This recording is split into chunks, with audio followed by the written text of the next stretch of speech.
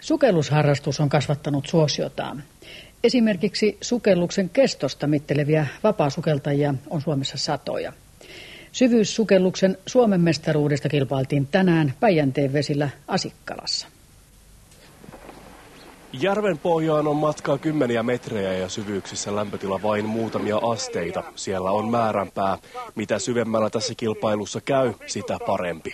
Käytännössä tapahtuu niin, että pistää keuhkot täyteen ilmaa ja sen jälkeen pistetään pää pinnan alle ja nostaa varpaat kohti taivasta ja sitten vähän potkitaan alaspäin ja siinä se sitten on. Sitten kun tulee käännös, alasmeno on aina vaikeampaa.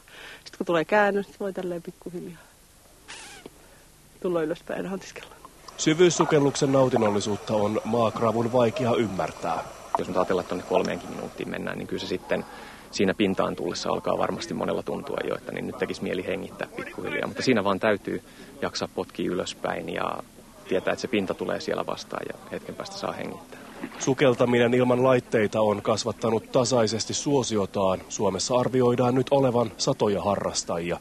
Taustalla on halu koetella omia rajoja. Jotain hienoa, kun niin voi mennä semmoiseen paikkaan, missä hirveän moni ihminen ei käy.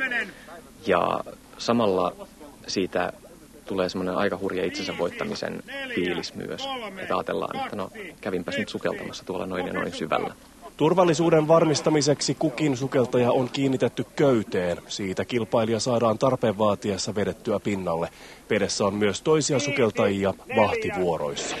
Naisten sarjan 3. Suomen mestaruuskilpailuissa sijoittui piipahtamalla 40 metrin syvyydessä. No oli ihan hauskaa. Lähdetään siitä. Mutta oli ongelmia paineen tasauksessa. Mulla on vähän nuhaa ja tommoista kurkkukipeä. Sitten on vaikeampi taas paineita. Sitten mä totesin jo jossain vaiheessa, mä olin silmät kiinni. Sukelsin, että nyt mun on pakko kääntyä, että mä en voi enää syvemmällä mennä. Että sattuu nenään ja sitten mä käännyin ja avasin silmät. Niin siinähän mä olin pohjassa. Levy oli siinä ja siitä otin mun lätkän ja lähdin ylöspäin.